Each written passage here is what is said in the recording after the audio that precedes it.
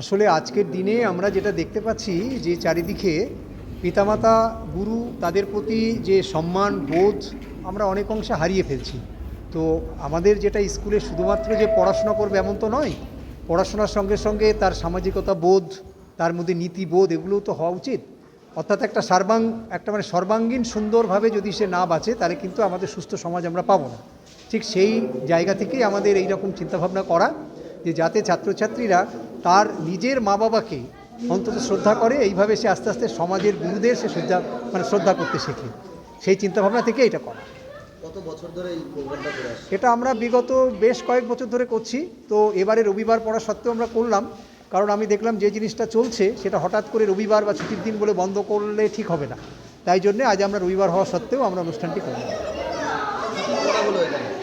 হ্যাঁ, আজ যেটা অন্যবারও হয়ে থাকে, ছাত্রছাত্রীরা তাদের নিজের মা এবং বাবা তাদেরকে এখানে আনে এবং তাদের চরণ বন্দনা করা হয়, তাদের প্রদীপ জ্বালিয়ে ফুল দিয়ে তাদের পায়ে পুজো করা হয় এবং তারপর তাদের মুখে একটু ফল মিষ্টি দিয়ে দেওয়া হয়।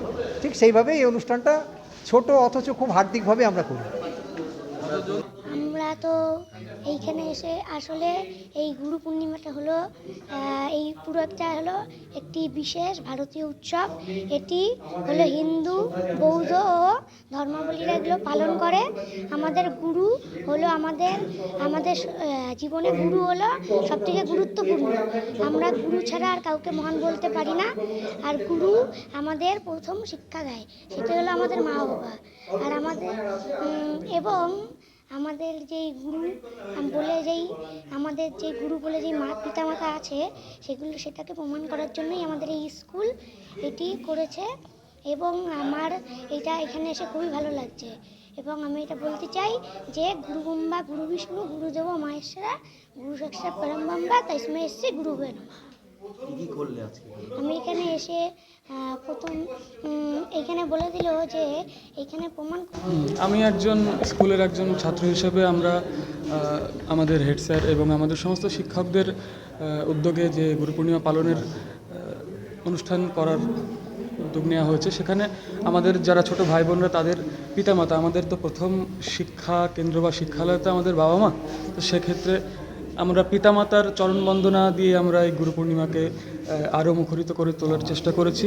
সেখানে আমাদের বিদ্যালয়ের ছাত্রছাত্রীরা আমরা মন্ত্র উচ্চারণের মাধ্যমে, গানের মাধ্যমে সেই দিনটা আরও, এবং বাইরের অনেক অতিথি, অনেক গুণী মানুষরা এসেছেন।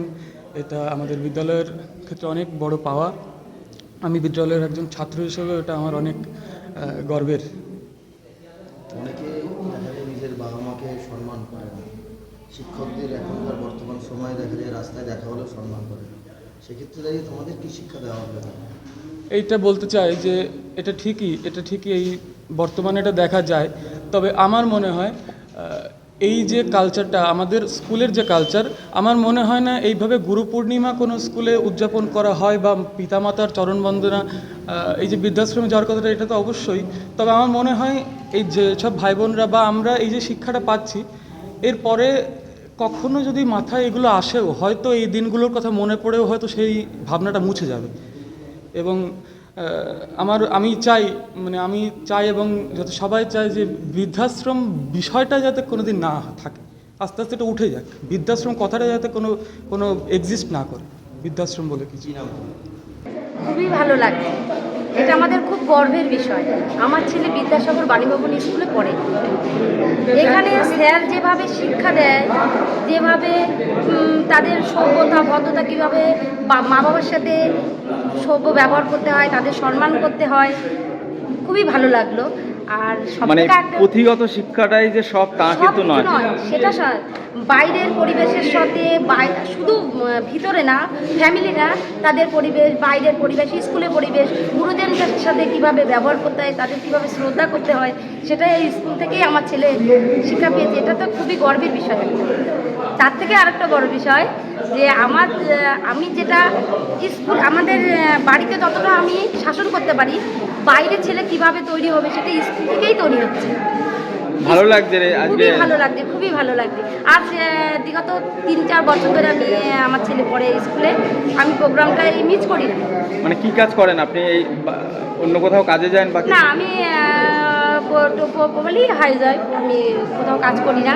তবে এই স্যার দিন যখন এই দিনটির অপেক্ষায় থাকেন, অপেক্ষায় থাকি কবে এই দিনটা আসবে। সারা আর বছর অপেক্ষায় থাকা? হ্যাঁ, আর তারপরে বড় বিষয় এখানে স্যার একটা নাটকের গ্রুপে, আমার ছেলে যেটা নাটক করে, স্যার যখনই আমাকে ডাকবে যে দিদি আপনার আসতে হবে, আমি খুবই আনন্দিত করি যে হ্যাঁ আমি যাবই। আমার যতই কাজ থাকুক সেগুলো ফেলে দিয়ে যাই, যেন এটাকে আমার খুবই ভালো লাগে। একটা সব পরিবেশের সাথে মিশিয়ে, বাচ্চাদের সাথে আমি গার্জিয়ান হয়ে তাদের সাথে মিশা, কি নাম আপনার? শেখা। আরতি দাস। এটা আমরা বলবো যে এটা বাচ্চাদের একটা ছোটোবেলা থেকেই শিক্ষা, যারা ছোটোবেলা থেকেই যাতে এই শিক্ষাটা শিখে বড় হতে থাকে, যারা পরবর্তীতে তারাও আবার শেখাতে পারে।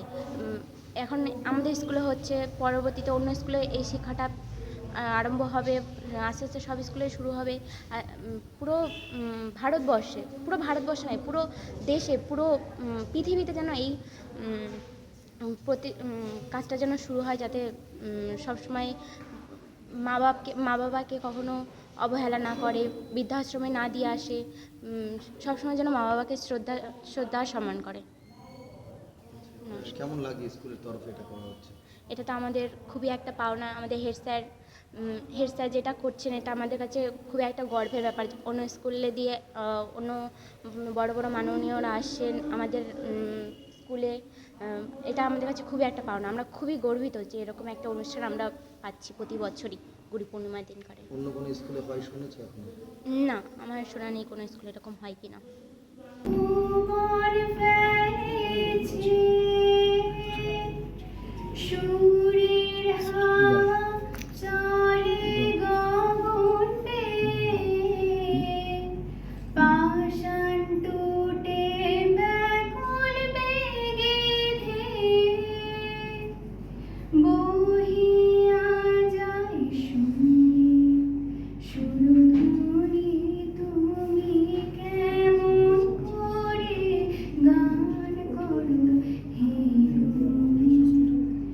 আমি